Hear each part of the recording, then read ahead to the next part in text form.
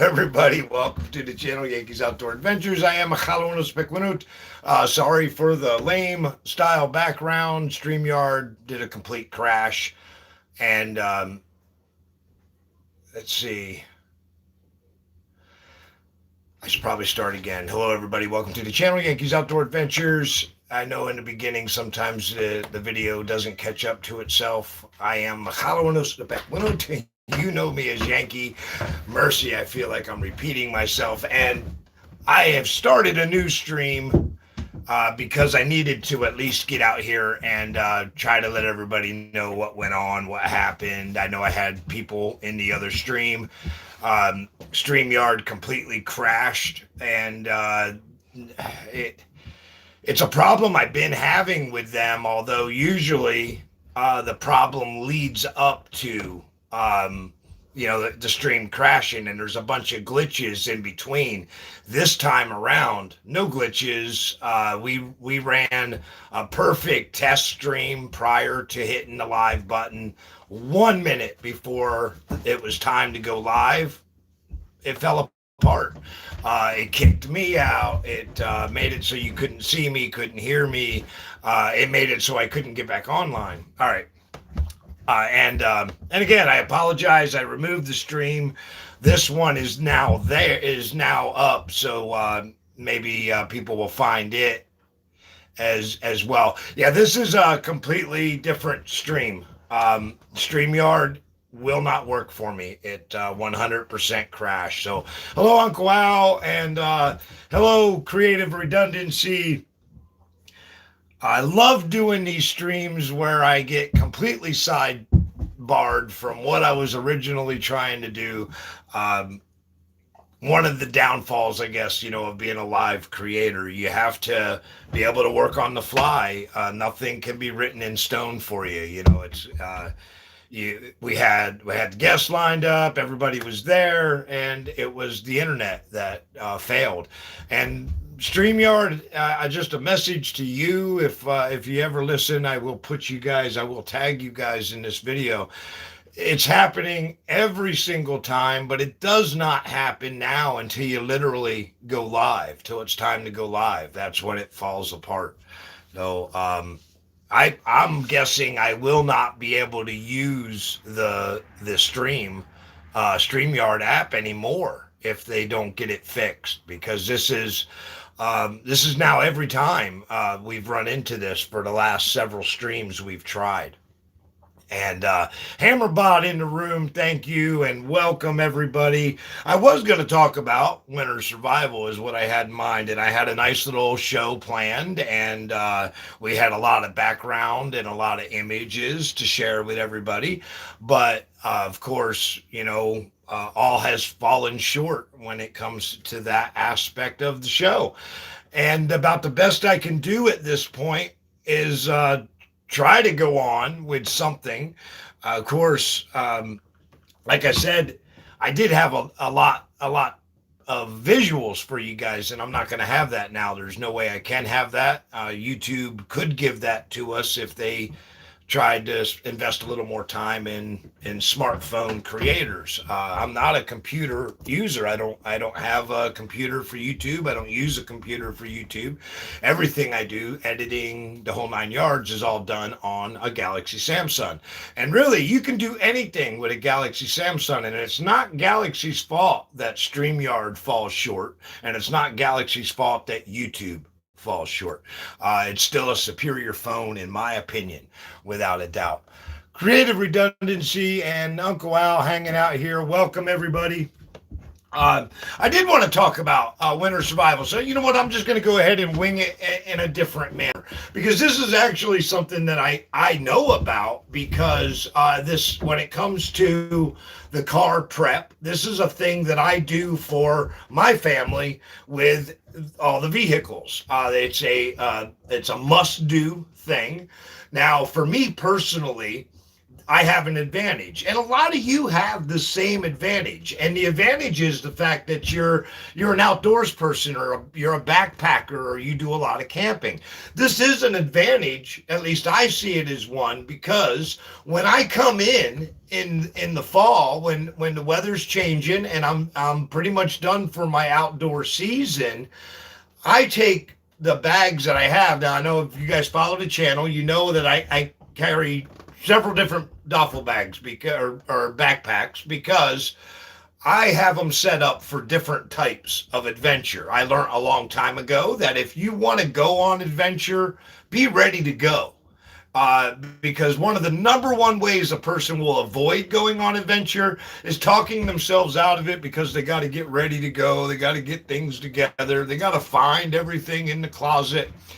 I keep a bag ready for any type of adventure I could possibly go on. If you pulled in my driveway and said, Yankee, let's go for a week, I'd say, give me 5 minutes at my food pantry and I'm ready to go, because my bag is ready. A week bag is ready. A month bag is ready. A 3-day trip bag is ready. My point with all that, if you are the type that has more than one bag, at this time of year, I recommend turning one of your bags into your car survival kit. Now, when we talk about car survival kits, there's the general stuff. Of course, your tire iron, your jack, your spare tire, maybe some fix-a-flat, maybe some long jumper cables. These are all kind of the general things that everyone should have for all times a year. And I want to get into a little bit more of the things that I do that I feel make the car more prepared. And of course, as I'm sharing these things, if anyone has anything they want to add, please add it in there. And if you're watching in the replay, let me know if you have something that you add to your survival kit that I didn't mention. I'd love to hear about it. So, like I said, the general stuff, of course, that's a no-brainer. In addition to that, probably one of the most general things that you bring is your smartphone, your cell phone. And in this day and age, really, that is the modern communication. So it is wise to have that. But if you have that, it's also wise to remember that you need to charge it.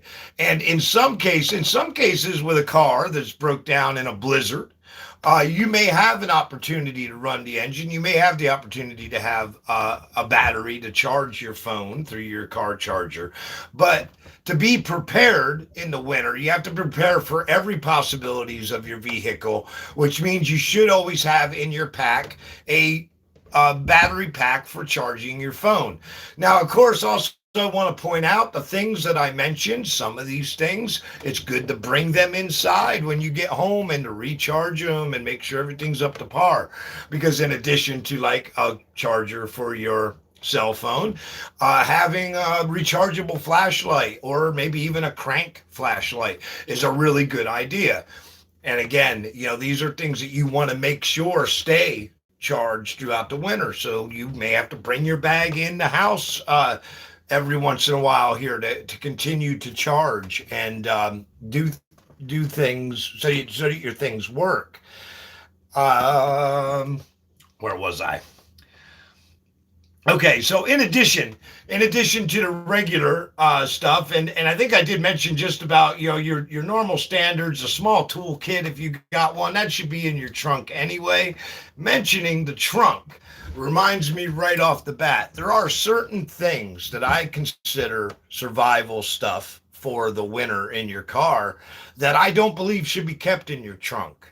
I believe it should be kept closer to you in the back seat, on the floorboard, and that goes for the things that I'm going to mention right now. You should always bring some type of snack food with you in the bag.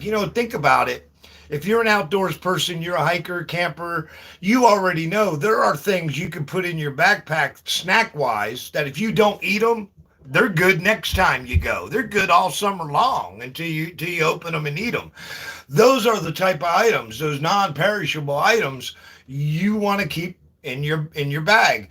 Don't think about just possibly staying a couple hours. Think about possibly staying all day before somebody could get to you. And when we're talking about survival, I'm never talking about just surviving, just being alive. Because to me, that's not enough. It's not. You want a bit of comfort in your survival. So if you're going to be stuck in a blizzard, it's always a possibility that it could take several hours for anyone to get to you if you had to call for help. Now, if you had your charged cell phone, you were able to call for help. Or another option is having an alternate way to call for help. CB radio is something that's still accessible, although uh, although when it comes to CB radio, it's important to remember that we're not in the same era we used to be in. I was around in the blizzard of '72. What the blizzard of '72 was a large blizzard on the East Coast or Northeast of the United States. It affected several states, and in that blizzard, CBs kind of rose above all. Okay, they most phone lines went down, and you think with your cell phone, it's wireless, but it is still reliant on a tower, and it's still reliant on a type of power. Okay, those towers don't just sit there and radiate; they have power that runs to them as well. So there's always possibility your towers can be down. You can lose your cell phone. A CB radio, as long as you have it set up properly, all you need is the battery power, and you can operate with it. Now, like I said, back during the big blizzard that I remember, everyone still had CB radios. It was like every car. I mean, good God, Buick was putting them in the Delco radios. If you got a brand new Buick with a Delco, you could have got the extra where the CB was built right into your radio, the microphone plugged into the dashboard. That's how popular they were. Just as popular as cell phones are right now, except they were shorter lived. During that time, though, the CB radios really did help a lot because there were a lot of CB operators that had base units, and they were able to assist people. There were people who had base units who were able to get just enough power to their base unit to let others know they were stranded, out of heat, out of food. There were a lot of people that were helped through that. And I'm going to stop for 1 second and just buzz through the chat real quick. I just got to make sure there's no questions popping up. And I'm sure Hammerbot will let me know. And thank you, Hammerbot, for doing your part. And I see Joy of Stitches, Adventure and Bass, Rocket 8-Track Radios. You are right. Camping with Clemmy, great to have you here. Adventures and Bass, Creative Redundancy, Budget Bushcraft, Uncle Al. Appreciate all of you coming in. Drop your name in real quick if you're coming in right now, and I'll say a hello to you. If you have any questions or anything you want to add, feel free to do so. Now, where was I? So communication, again, a CB radio. In today's age, it's still useful because there's still people, well, like myself. I have a base unit. And there's others on the road that still use CB. So it is a possibility, but don't be surprised, depending on your location, if you don't get anybody on a CB radio, because again, that's a sign of the times. But if your phone is down and you have no other alternate type of communication, you're going to need to think about yourself in the situation you're in. Now, back to the generals of things that you can have in your vehicle, aside from the normal things that would go wrong, tire iron jack, jumper cables, small toolbox. Now we can get into a little bit more detail. We did mention food, snacks, and of course water, but I want to mention more about water in a minute. I want you to think about the things that you may need in the emergency of getting out in the snow. A lot of times you may be coming from somewhere like work. Say you're a woman who works in a business setting and it's appropriate to wear dresses and dress shoes and things along those lines. In your case, without a doubt, you should be thinking about snow pants, snow boots that are actually kept in the car. They're there all the time for this emergency. For anyone, same goes with men in the business setting. If you're wearing dress shoes, you get your penny loafers on, and you're going to have to get out and try to dig yourself out of a snowbank, you might be in a little bit of trouble. Again, having the items in the car to quickly put on is definitely can be a lifesaver. In addition, snow pants, an extra sweatshirt. If we all got closets full of clothes, take that one sweatshirt you don't wear much, roll that baby up and get it in the kit along with your stuff, just so you got a little something extra warm to wear. Hat, mittens, gloves.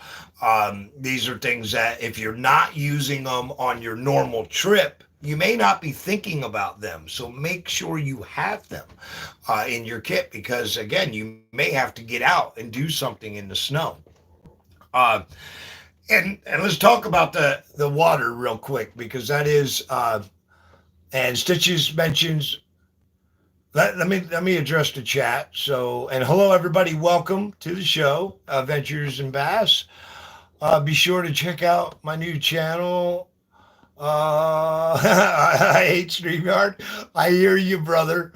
Uh, I keep an extra jacket, umbrella, snacks in the vehicle most of the time. And that's a great idea. I mean, in my opinion, that's year-round things. An umbrella is a great item to have. So is your rain gear, your rain poncho. And again, I mentioned before, if you're a hiker, backpacker, camper, a lot of these things you guys already have. And if you're not going to use them through the winter, then what better use for it than to create a bag for your survival in your car, and that you have these things when you need them. What I wanted to mention about water before I forget: if you're leaving water in your car and you're in an area that gets these sub-zero weather, your water is going to freeze. It is. Now, not saying that you can't thaw out the water if you're able to run your automobile and run your heater, and that's true. You can do that. So if that is a thought of yours, remember, don't fill the bottles full to the top. If it's a brand new bottle, you're better off opening it up and pouring a little bit out. Keep it more of a 3/4 point, because if you do that and it does freeze, the expansion isn't going to blow up the bottle. You're going to still be able to have a bottle that if you kept warm, you could get water out of. Now, I always, and again, things are what we train ourselves to do. I always make sure a bottle of water, fresh from the pantry, goes with anybody on a trip. If there's more than one in the car, there's more than one bottle, I'd bring a bottle for everybody. I do that with every trip. And in the wintertime, doing this, you just bring those bottles back in, bring those back out. You won't ever have that freezing problem with them.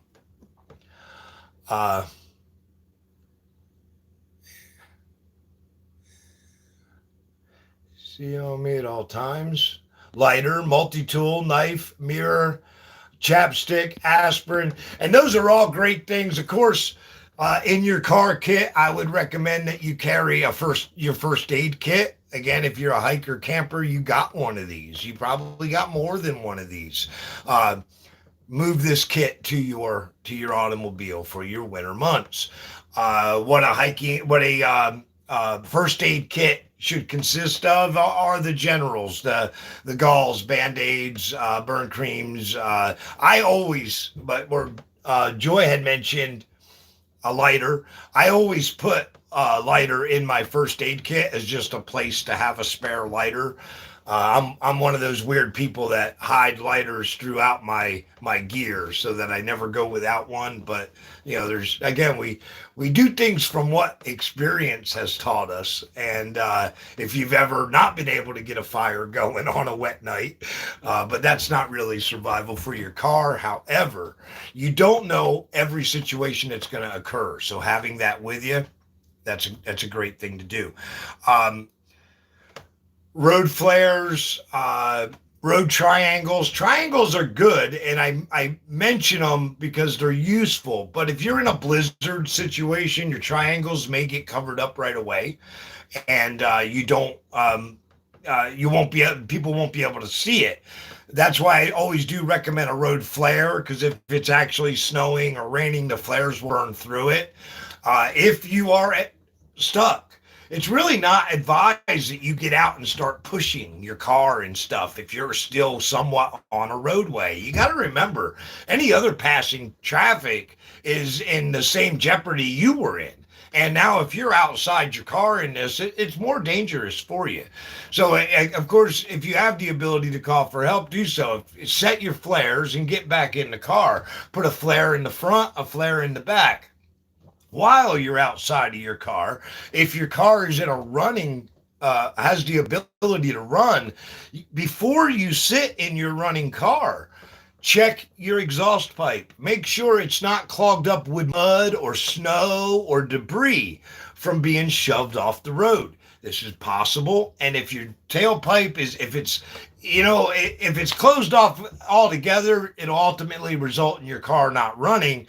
But if it's just closed off underneath the bumper of your car, it can cause all the CO to build up under your car and come into your car.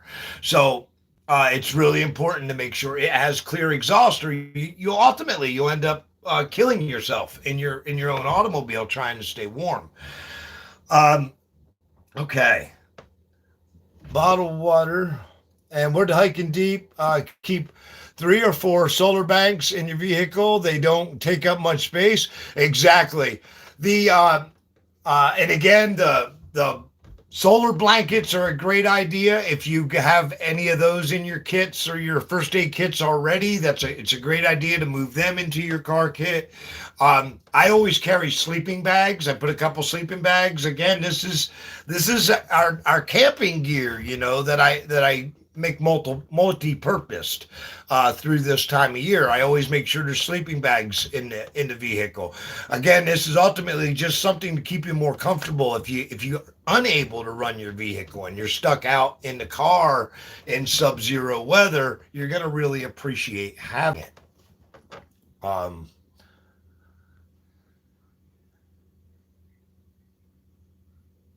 Thomas Bar and Grill, where is that at? Should also carry a blanket, candles, again, both very, very good things to have. We mentioned multi-tools, water, road flares or reflectors. Another good thing to always have in your kit, winter sleeping bag. That's right, Uncle Al. Another great thing to have in your kit is, or not, maybe not in, especially in your kit, but keep it in your car through the winter, would be windshield washer fluid that's non-freezable.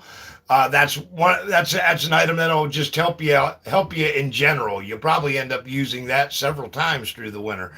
And I like to keep, if I have the ability, I like to keep spare windshield wipers. It's another thing that tend to break easy in real heavy snow.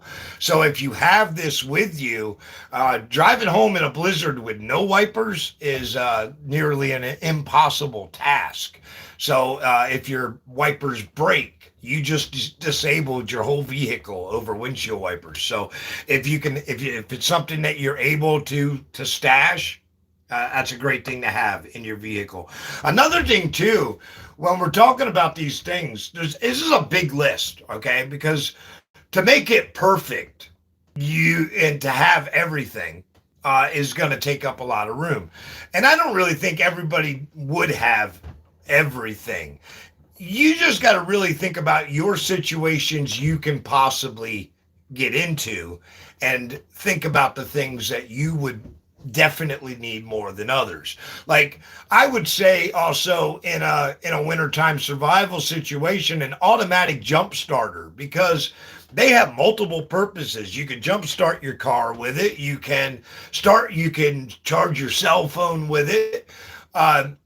But again, if you don't have that ability, having long jumper cables, and I always say long because you want extra long, because if you're down in a ditch or something like that or off the road and it's a bad road condition, you may find somebody to help you jump start a vehicle, but you may not be able to reach the vehicle you're jump starting. So it's important to think about that, the having a long cable. um, and Coleman heater, snow shovel, and again, snow shovel. That's actually one that was on the list here too. I'll tell you what I do in that case. They make collapsible snow shovels, so they don't, because who wants to carry a big giant shovel around in their car? I get it, but they make collapsibles for that situation. But what will double as a great snow shovel is your survival shovel. So if you have one of the fold up military style survival shovels, this is enough to get you dug out. So you don't have to worry about having a great big situation, great big full length shovel and all this. You can compromise. And if you put on your snow boots and your gloves and your snow hat and your poncho, if it's a wet snow, you could get out there with that shovel and easily enough clear the way. Again, when we're talking about keeping warm, we mentioned all different kinds of clothing. The hot packs that you can, bust them up and they get warm, hand warmers, foot warmers, those are great to have and they're easy to throw in your vehicle. Um, Little bits of comfort go a long way when you're in a bad situation.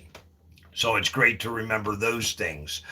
Sleeping bags, collapsible, foldable shovel.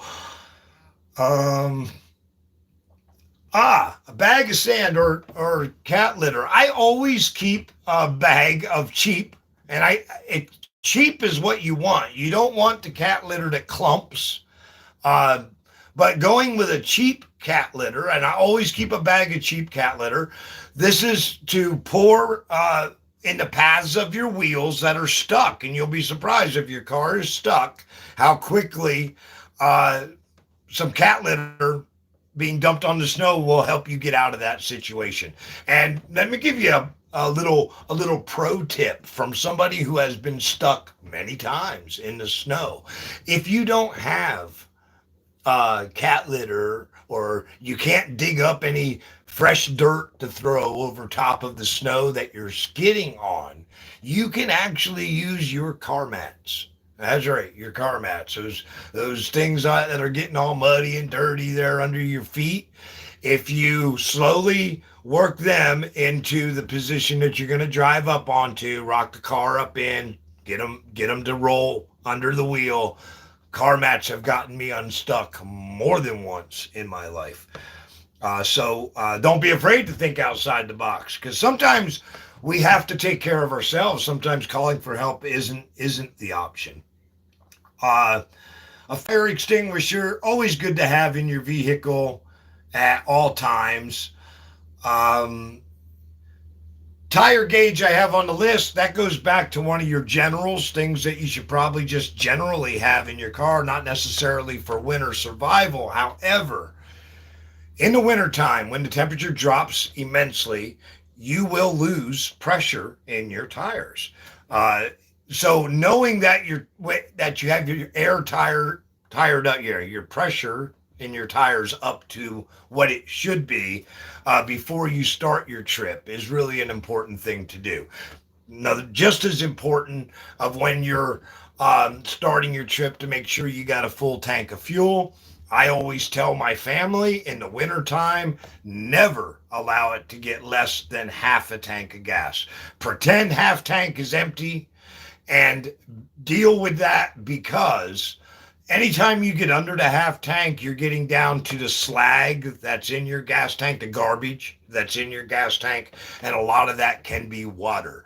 If you get water into your gas lines, you're going to freeze up your automobile. This can happen while it's running, while you're going down the road. It can just die because you get ice wedged into your fuel line. So keeping your tank full, that is definitely a good thing. SM, welcome, my friend. Always says it. Snow shovel, and yes, definitely, we mentioned snow shovel. Um, and I actually, in the very beginning, I did go through and mention a bunch of things already.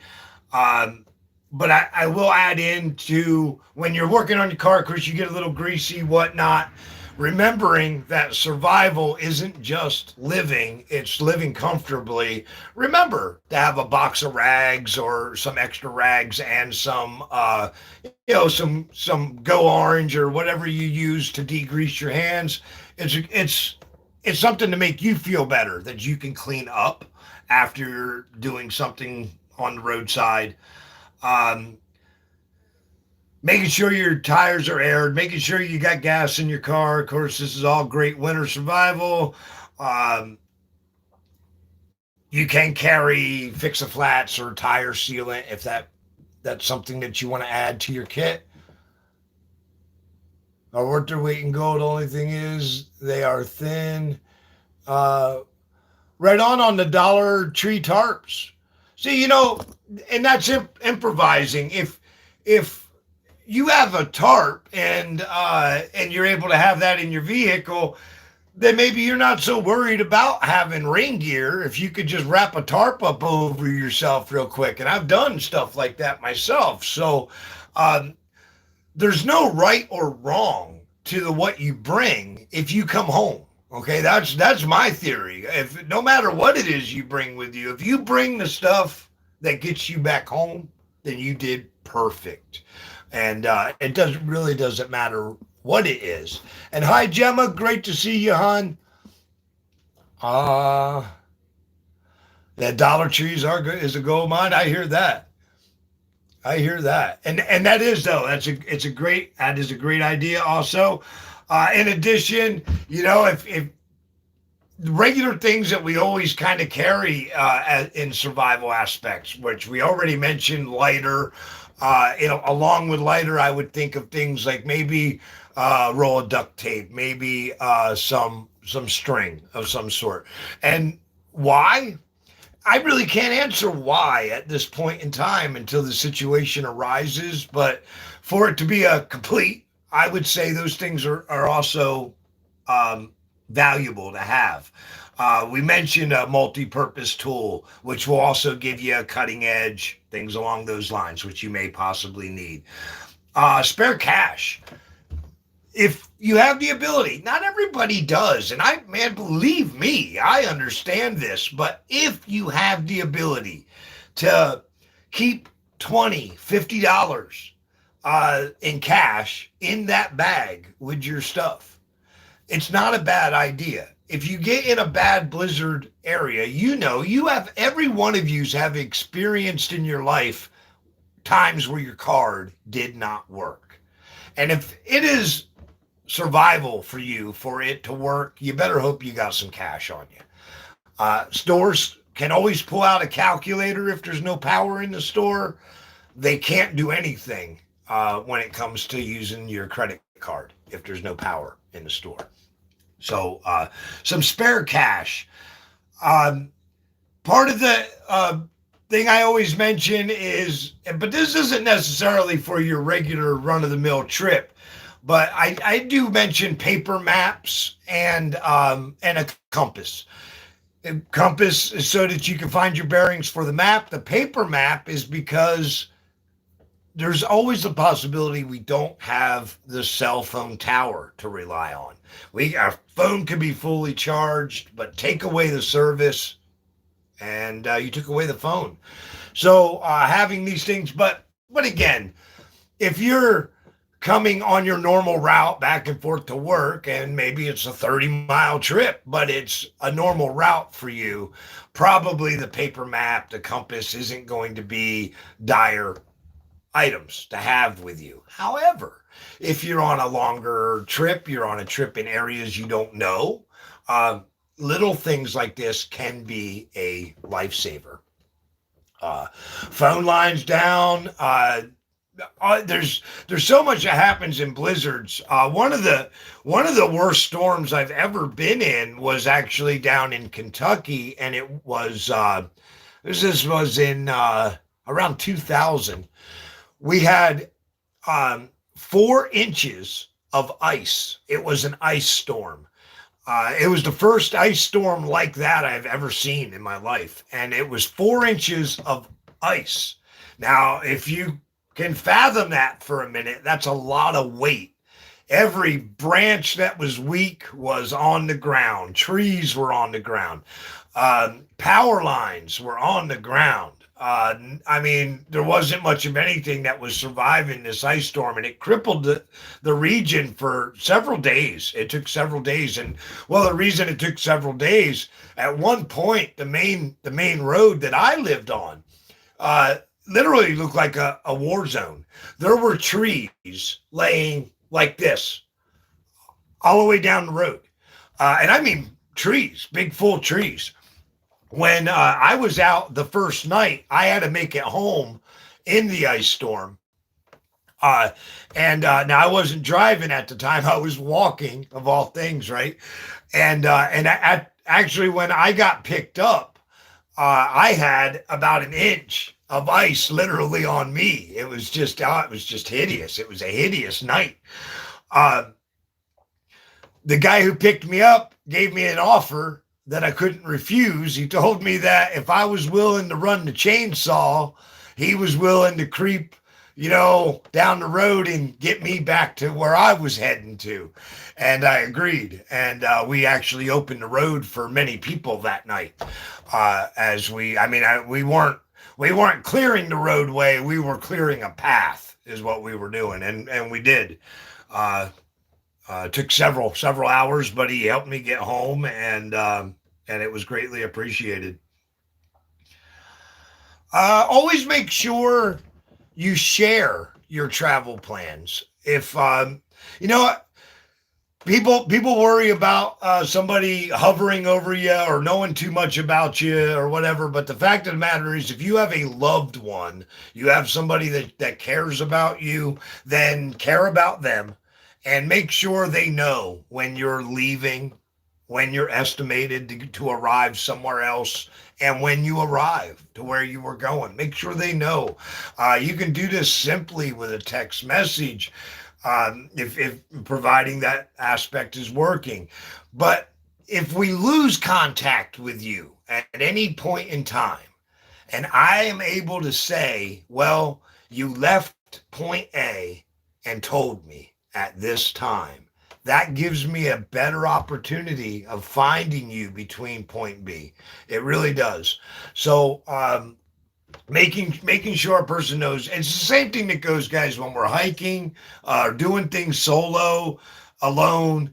Let somebody know where you're going to be, what you're doing. At least, even if they don't know exactly where you are, at least you're giving them a starting position and a time span of how long you've been actually missing. So uh, they do claim, and I believe this, that driving while you have the flu, if you're sick and you have the flu, driving while you have the flu is actually more impaired than driving under the influence of alcohol.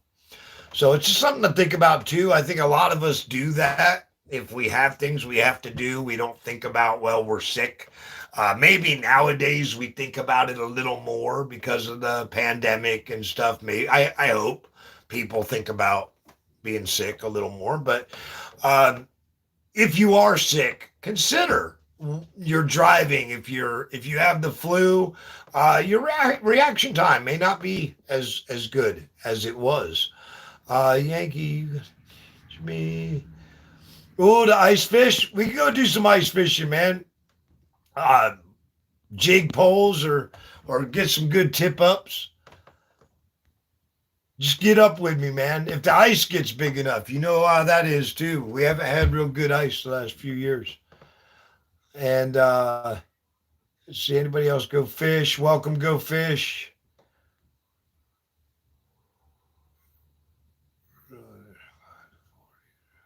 Walking in 35 to 40 is really cold. Yes, you are correct. Uh, it's a matter of if it gets to you, right? If it once it gets through what you're wearing and stuff, at that point it becomes cold.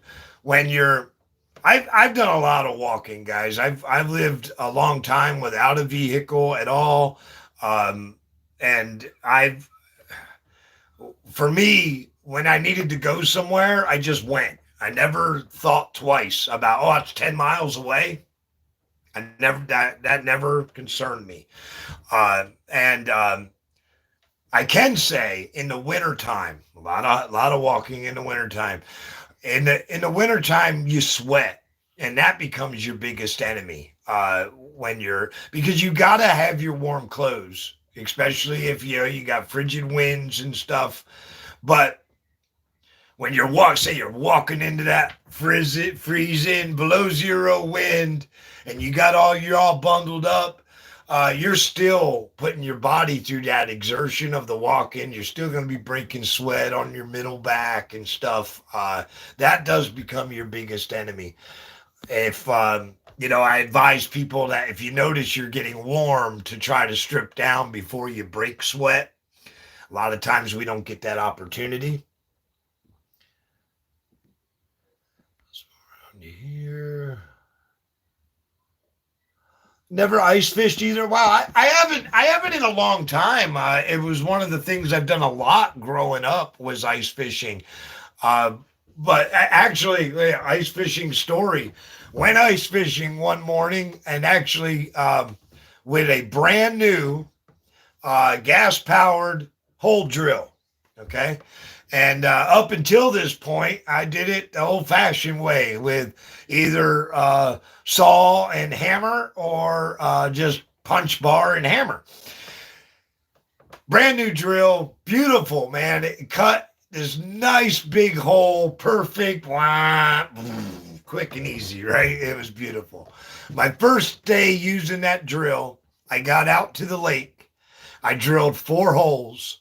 And before I could set my first tip up, which if you're not an ice fisherman, a tip up is an automatic fishing pole that you don't have to touch. And a flag will pop up when you got to fish. But that's a whole other thing. I didn't get set up yet, right? I always used a toboggan to drag my stuff across the ice. It made it a whole lot easier. I actually even had a Hibachi grill mounted on the back of my toboggan so that I could cook while I was out there on the ice and stuff. But didn't even get set up. I drove 4 nice holes, man. I was ready, gonna open up my box, get my poles out and stuff. When a gentleman come across the ice and said, "Hey, I give you $5 if you drill some holes for me." And I was like, "Hey, $5, I'll drill 2 holes." He's like, "Yeah, okay, great. I'll give you $10." And I was like, "All right." So I went over there and I drilled him out his 4 holes and he gave me $10. I no sooner got back to my holes and another dude come up. Well, I spent 4 hours walking around the giant lake, just drilling holes for people, carrying this thing, and made over $100 that day, and never got to fish one time. With my new, I had my new drill, my new holes, never got to fish once that day. But I was young and I was into, I was like really excited. The drill was like paying for itself, it was like pretty awesome. But yeah, anyway, fun story, true fact. Uh, Jamin, welcome. Awesome. How long does it take you to cook a frozen chicken breast? I don't know, man. Make sure it's thawed out though or make sure it's cooked thoroughly at least before you eat it. The chicken can be hardcore stuff. I think we went through so much stuff. I wish I had the original stream I had set up, guys, and I'm gonna end this at an hour. I gave a lot of valuable information if anyone does watch in a replay. But let me go ahead and talk with everybody for a few minutes here. And first of all, Ford is in the audience, and I want you guys to, show a little love to him if you can, and thank him for me because he took time out of his day to be prepared to do this stream with me. And due to StreamYard, we were unable to do it together. So I want to thank you, Ford. And of course, like I said, everybody, man, show him a little love and appreciation because he was there for us. He was there for us. It just did not play out. Um, yeah, I know, man. Right, first time this week. No, I'm just kidding. Uh, I've been here just driving and listening, and red light commenting. That's all right. There's nothing wrong with that. Adventures and Bass. That's fine. Would you like to be a guest on our live show? Yes, definitely. Guys, I do that. That's like, yeah. That's all I can say. Yeah, I can't say yeah enough. Asking me is easy because I'm offering. I offer all the time, and also in return, if would it help you to be a guest on my show? I would love to have you if I can get StreamYard to work. Okay, if and I did. I went over. We went over a lot of stuff in this list. I'm sure there's some things that we forgot to mention. And I'm sure comments in the comment section in the replay will help me to remember those things. And all comments are invited. Don't feel like you're shouldn't give suggestion because your opinions are valid. Everyone's opinion's valid. There. I don't believe there's a right and a wrong. I believe there's a perspective, and in different perspectives, the wrong thing can become the right thing, and that's all I got to say about that. So nobody's right, nobody's wrong. What you do, if it, like I said earlier in this stream, if whatever you have with you gets you home, you had what you needed, and you did a great job. Sometimes, and this God's honest truth again, I have gotten home in hideous conditions with nothing more than my butt. And that was all I needed was my butt because it needed to give me the will to keep walking and keep moving and to get my ass home. And that's, what I did. And that's, there is no right or wrong. It's just whether or not you do it. Then you did right. Then you did right. So layers are great suggestions. Definitely wearing layers in the winter. I wear 6 layers. There's nothing wrong with that. Well, creative man, you're a thin guy like myself. So like I wear layers when it's not even that cold out. Like today is in the 50s. So I got my long johns on. All right. But I can't help it. I hate being cold. I really do. So I make sure I stay warm in whatever ways I can.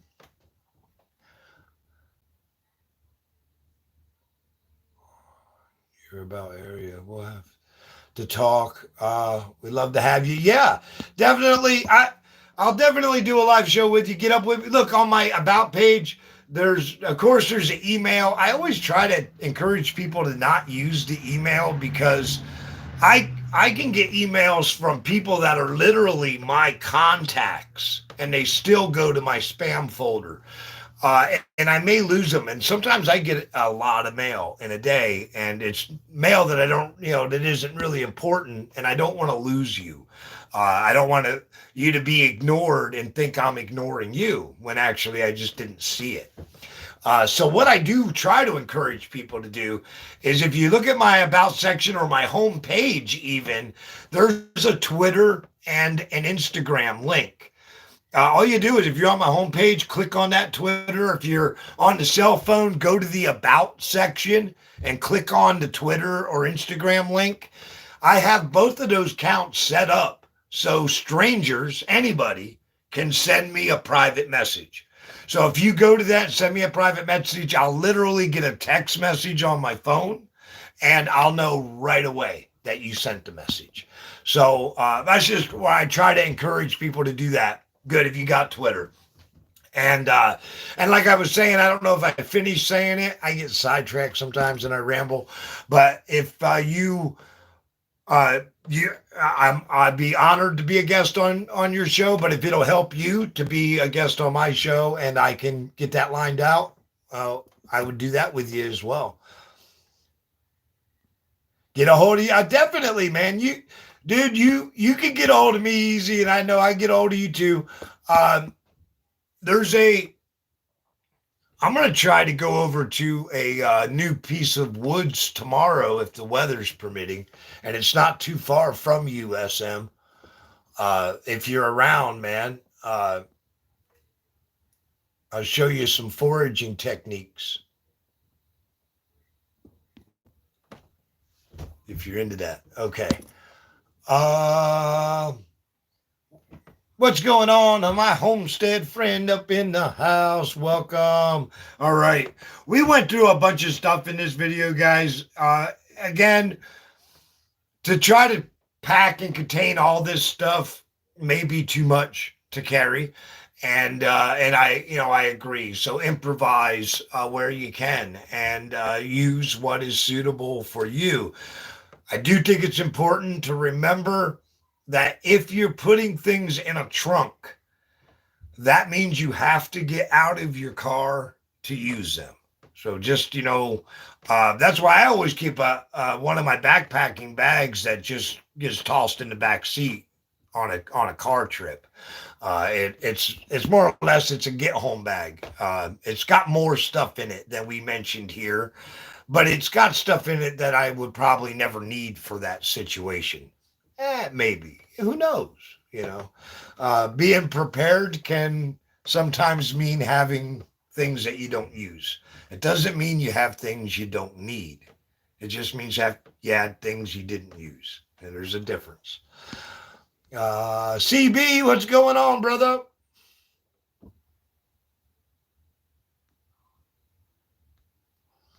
All right. And anybody has any questions at all or anything else they want to add? You guys have been great tonight. A lot of good suggestions. Highly recommend anybody watching the replay to read the comments in the live chat as well. A lot of good input coming in through it. Hey, Wolfgang, welcome. We are getting ready to back out of here. Again, I apologize for the stream not going the way it was meant to earlier. Put a lot of work into it, and we were going to try to do a very professional presentation, but it just didn't work out that way. In fact, I had awesome visual display for you guys and everything. It just was not working out. And yes, definitely a lot of good people up in here. I tell you what, ever since I started YouTube, I have found myself around a lot of the people that you see in here. These are all people that have really, the majority of them that have been with me since the beginning. And I can second your statement. They are awesome people. So, and again, I always encourage people to get to know the other channels that are here. A lot of you have similar interests, so there's a good chance you'll have similar videos you like. And Go Fish is one awesome fish. And this I was there before. Ventures and Bass, just good friends. Okay, awesome. So yeah, we're about 6 minutes from me hitting that little X button. So again, of course, if anybody has anything they want to add, I want to appreciate everybody coming in. And this was obviously a great night for a live show. The audience has been great, and there's been a lot of yous in here. We got a lot more in here than what is actually talking. However, that's a great thing to bring up, and I'll end on that because I get my feelings hurt at times. Not really, but I get upset a little bit because I go to streams and I'm unable to chat. Now, I know if you guys follow me, you know, I got many videos about it on my channel. I am blocked from chatting in all live streams anywhere in the world. It don't matter. This is a not a punishment. This is a technical difficulty that's been going on for 4 years. But why I brought that up is I go to live streams and like this live stream here, I am one of the numbers that is never talking, right? Like we got 13 in there. There's not 13 people talking. So there's some people just watching. Like I get stuck doing. I'm not able to comment. Now, why I brought that up and why I said sometimes I get a little, upsetted by it is so many times the creator will notice that number and then they'll start saying things like, uh, oh, there's a bunch of stalkers in here watching me. And then they'll go on to insult the people that are not chatting. And, of course, like I said, as I'm sitting here unable to chat, I feel insulted. And I usually end up leaving the stream because of that. It's like, well, guy don't even know who I am and he's still calling me out. That's terrible. Makes you feel like, why are you wasting your time? So, to anybody that I see in my numbers watching and not talking, allow me to say thank you for being here. And if you are unable to chat in my stream, like you are blocked, like I'm blocked, you need to hit me up on private message because I am working on a group thing of getting the select individuals like myself who are being mistreated with prejudice bias from the algorithm. I'm working on getting this fixed for us. And I need more of you. So if you got that problem, come on, get a hold of me. What's it going to hurt, right? We ain't going to shut YouTube down. We're just going to make them respect us. That's all. That's all I'm saying. I've been blocked before. It's a bad feeling. Yeah, I'm just blocked though. I'm just blocked. I'm blocked from yours. I'm blocked from mine. Wait a minute. Well, wait. I don't even have the option here, do I? I guess I don't. This is just YouTube app, and I guess I don't get a chat option here. But even if I have my own, using my own chat in this stream, if I had a chat window open, it's blocked. I'm blocked from all live streams. If I'm a monitor in your live stream, and God, I'm a monitor in a lot of live streams because I used to do a lot of stuff with a lot of YouTubers. I used to help a lot of them. Don't you dare. Stop it. If I'm a monitor, I have no monitor rights. Like if I push the button, like the click on a person as the monitor would, I can't approve or deny or anything. It's just weird. Someone said we are allowed to play music as long as we leave credits and the artist. They're doing something new with music, and I just got about 2 minutes left, so I guess we'll end up closing with this. And if anybody needs any YouTube information, what I do in my spare time is I actually learn about this stupid platform we all use. So I do have a lot of knowledge about it. Music, they're doing something different. Okay, they're creating a new platform where you can, not a new platform, but create a new system where you'll be able to use modern music. Okay, and what they're going to do is they're going to give you an option to either pay outright for the usage, pay on a percentage of the usage. Uh, which I think, and those are your two options. To either either be able to buy the music outright, and then that means you can use it for that one video, and you don't ever have to pay anything else, or you can do it through your monetization, and it'll allow a percentage to go to the music owner, to whatever record producers or whatever, and then you can legally use the music. You're paying for it either way. And I hear you, hiking deep, and I agree 100%. I'll keep using free music. I would love to put some music in the videos, but it's just not, it's not worth it when with modern music. I'm just young or old in the middle. There you go, young geezer, young person with an old spirit, maybe, right? Go fish office, and I make your own music for videos. There you go. That's and if you can do that, bar and grill, that is the best way to go about it, without a doubt. And actually, if you're musically inclined and you're able to create your own copyright free stuff for your own channel, maybe you should even consider creating some and selling it. You can sell it in more than one way. Are you ready for this? You can actually let YouTubers use it.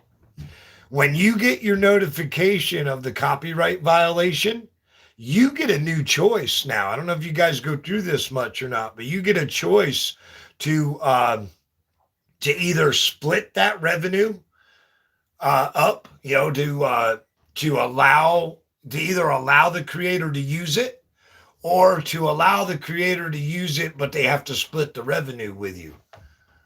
So maybe you want to try creating some of your own music and letting YouTubers use it and seeing what type of kickback you can wind up getting from it.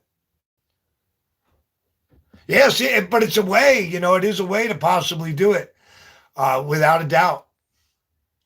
Without a doubt. All right, guys, we're in a full hour. I'm probably going to try to delete a couple minutes of the very beginning of this video before I started the topic, because again, it was one of those crazy live stream things where nothing worked right in the beginning. Do a video about the music, Wolfgang? Did I see they found Brian? Yes. Yeah, I did. I'm not going to say I told anybody so or nothing. Y'all have to go back and watch the video.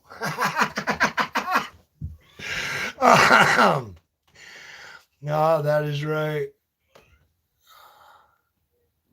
Yes. Okay. All right. Yeah. Well, we can see what we can work up on that for you.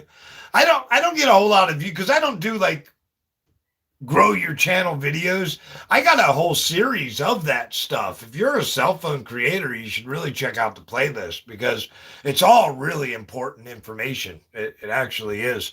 But I don't do that type of constant videos. So usually those videos flop on my channel. That's our Callie. And when I do, I hear you, man. Oh, the dog. Hey, yeah, dog didn't find him, did he? I'm not going to say I told you so. I'm just going to tell you to go watch the video. Oh, mercy. It's not a funny situation. It's just, it is a sad situation for both families involved. And, I was just talking about this earlier with my buddy Ford too. It's kind of crazy that people made up their own speculations about this. Now, of course, I did a hard truth video very early on this Brian Gabby case because I have already seen the direction it was going. And the way the social media was controlling the mindset. That's right. Yeah, if you were part of the hate Brian's family, you were being controlled. But all those that were in that mindset Um, we're we're just totally forgetting about human rights and things for what they were as they were arguing. But the funny thing about this is they all made these speculations. Good God, man. Dog was telling people the kid was a serial killer and stuff. Okay, right? They created a monster out of this situation that was well beyond the monstrous thing that happened. I'm not saying it wasn't terrible what happened, but an extra monster was created out of this. Uh, but what's funny about that is they are so upset by the reality that it's not done. That they have gone through every extent to justify their earlier opinions by claiming the body was staged, the teeth were staged, the belongings were planted. I mean, they went from looking for a serial killer on the run, living on the Appalachian Trail, and he's hiding here and he's hiding there, and everybody knew it, and everybody was seeing him. To now, they created a situation where Brian and his family are these masterminds who actually staged and killed a dude, I guess, because where else are you going to get the body? Just so Brian could get away, they killed him, and then they pulled all Brian's teeth and planted them there with that dead dude. So, they pulled his teeth too, I guess, so that they could put Brian's teeth in his mouth. Anyway, they're still claiming he's still alive. So it's hilarious on that aspect. Yeah, I'm going. I'm out of here. I if you guys get me started on any topic, and it'll be another 30 minutes before I leave. So that's what happens with me. If I was born to talk. I probably was born talking. I really don't remember, but I probably was. It would be my guess. Um, but I do think that's a good segue out of here, right there. And you are 100% right, Yankee. Could you put that in writing for my family? I just like for them to see that. I'm just kidding, man. Much respect, much love to all you guys. Anybody is welcome to hit me up anytime, and we'll do some collaboration, live show, collaborated video. I love doing that stuff. So if I get people that are interested in doing it, we'll definitely have a good time. Until our trails meet again. That's it. That's the segue, guys. I'm going. So until our trails meet again, I hope all your adventures are awesome. Winishita, which is Lenape for thank you very much for watching, is what I always say. And that is it. It was on TV tonight. There you go. And happy Halloween. I may be live tomorrow if weather permits. We've been getting a lot of rain, but I got a new patch of woods I want to check out, and I'm allowed to. Yeah. Isn't that crazy when you're this old and you still got to have permission? I'm allowed to go do that tomorrow. So it's really going to all depend on the weather. So keep an eye out for it. Hit that bell and turn on the notification, and join me live in the woods tomorrow, if I'm able. Until our trails meet again, I hope all your adventures are awesome. Winishita, everybody. Thank you. Much love.